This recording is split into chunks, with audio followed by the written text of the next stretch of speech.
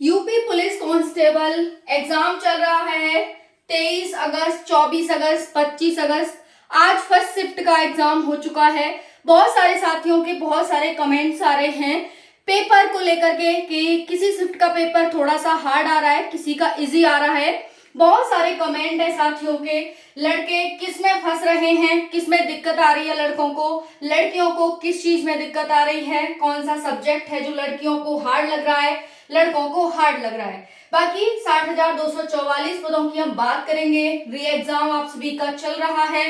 3 दिन एग्जाम हो चुका है, यानी 6 शिफ्ट हो चुकी हैं। दो दिन का एग्जाम और बचा है और एक अब लंबा गैप हो गया है क्योंकि आज जो सेकंड शिफ्ट होगी उसके बाद आपका एग्जाम 30 और 31 को फाइनल हो जाएगा।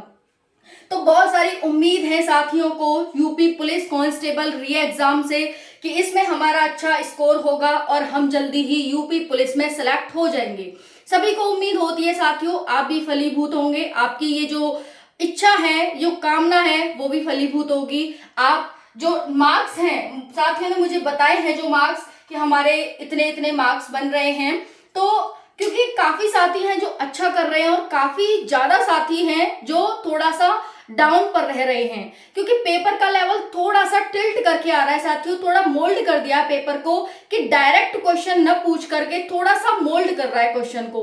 और अभी तक सिर्फ ये आ जाता था इसकी राजधानी क्या है, ये है वो है, फलाना है ठिकाना है, लेकिन अब यूएनएचआरसी से, विश्व बैंक से कि विश्व बैंक का काम क्या है, विश्व बैंक किसको ऋण देती है, आईएमएफ किसको ऋण देती है, जबकि यूपीएससी लेवल के हम उसमें करते थे क्वेश्चन, लेकिन यहाँ पर वो क्वेश्चन आपके वन मार्क्स के पूछे मतलब एक एक ऑप्शन में डाल करके पूछे जा रहे हैं।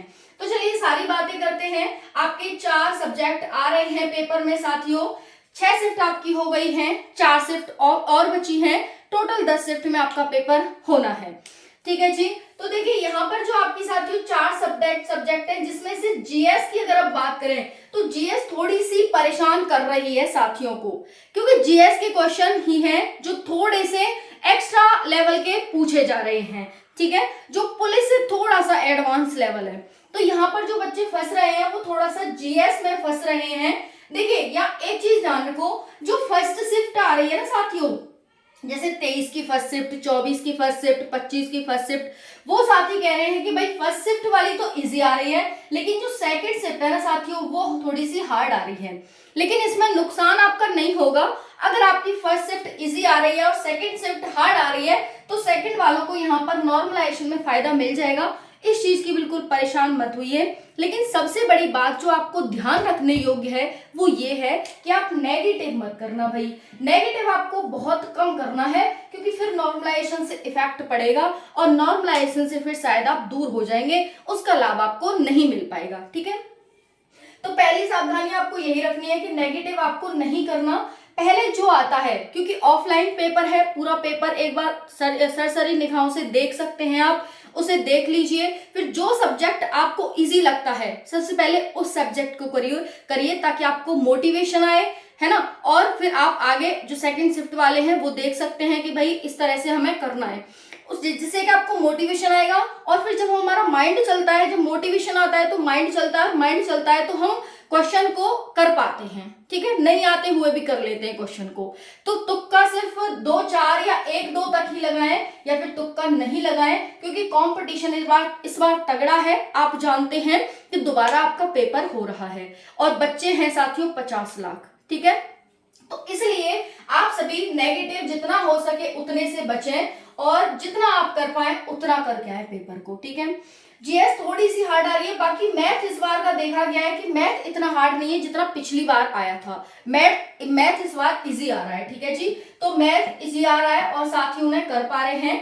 नेक्स्ट है रीजनिंग भी ठीक ठाक है, इसमें कोई ज्यादा नहीं है, तो इजी टू मॉडरेट है, कोई इतनी बड़ी बात नहीं है, इजी टू मॉडरेट। बाकी हम बात करें और देखो जीके जीएस के भी सभी क्वेश्चन हार्ड नहीं है, सभी क्वेश्चन हार्ड नहीं है। हार्ड कितने क्वेश्चन है, सिर्फ जीएस के, जैसे जीएस के 37-38 क्वेश्चन आ रहे हैं, उसमें से 10 से 15 क्वेश्चन, मुश्किल से 10 क्वेश्चन है, 10 क्वेश्चन रख सकते हैं हम कि 10 क्वेश्चन ऐसे हैं जो आपको डिमोटिवेट कर सकते हैं, लेकिन आपको 10 क्वेश्चन से डिमोटिवेट नहीं होना है, ठीक है।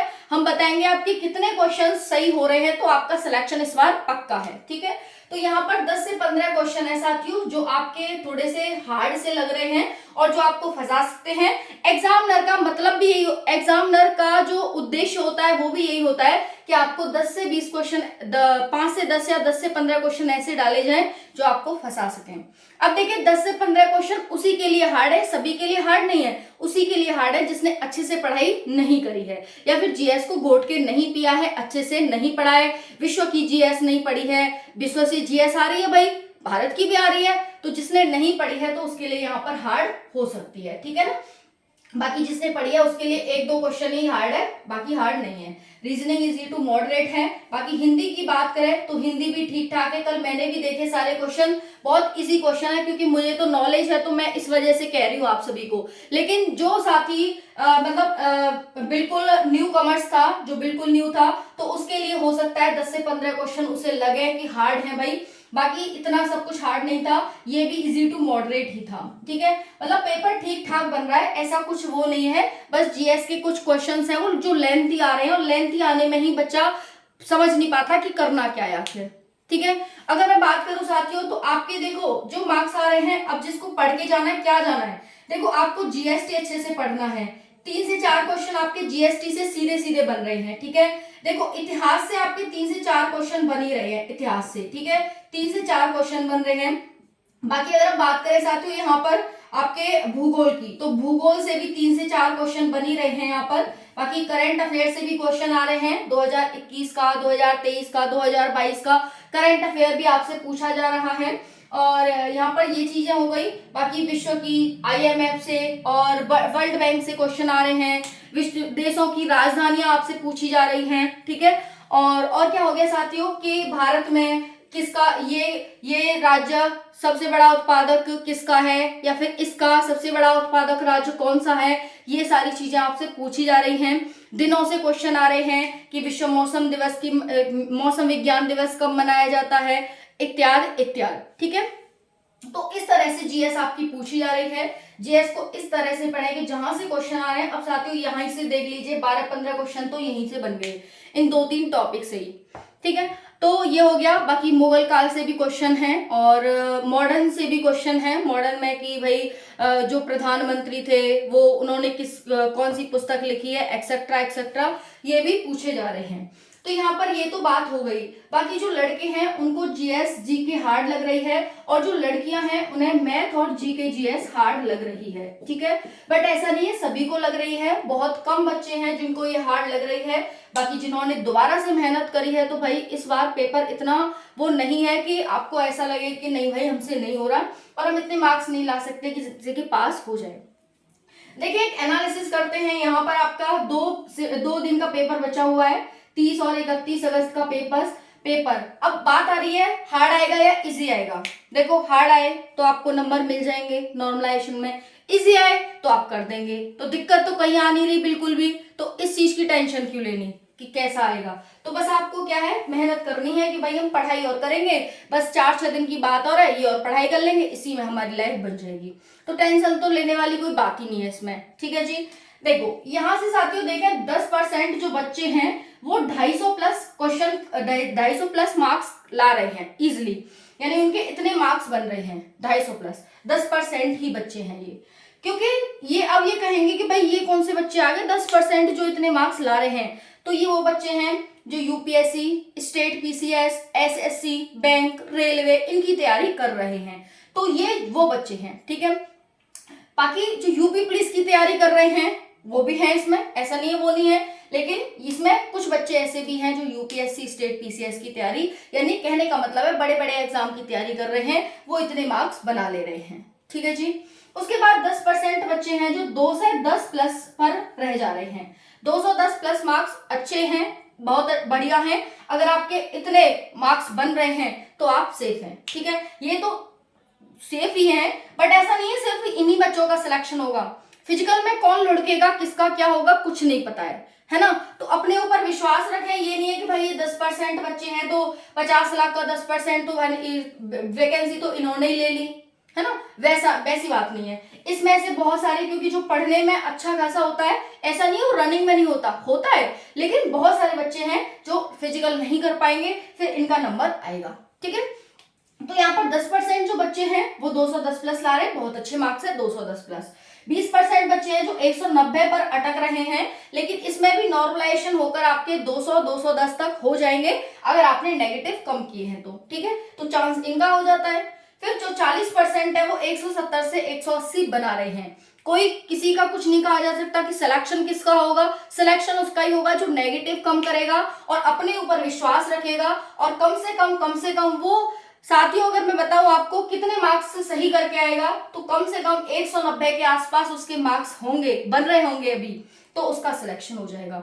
190 तक बन रहे होंगे और गलतियां कम होंगी तो उसके सिलेक्शन हो जाएगा।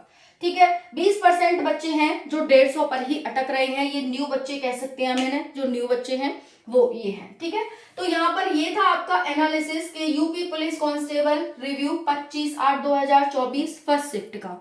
ठीक है जी, बाकी आप सभी इन टॉपिक से ज्यादा क्वेश्चन पढ़ें। हाँ, एक और चीज है, संविधान से भी 3 से 4 क्वेश्चन पूछे जा रहे हैं आपसे।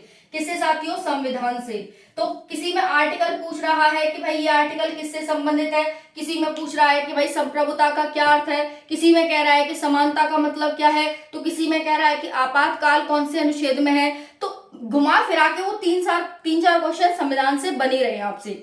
बाकी करंट अफेयर्स का तो कुछ अता पता है नहीं कि 2021 का पूछेगा कि 22 का पूछेगा कि 23 का पूछेगा, तो करंट अफेयर के चक्कर में तो आप बिल्कुल पढ़े ना।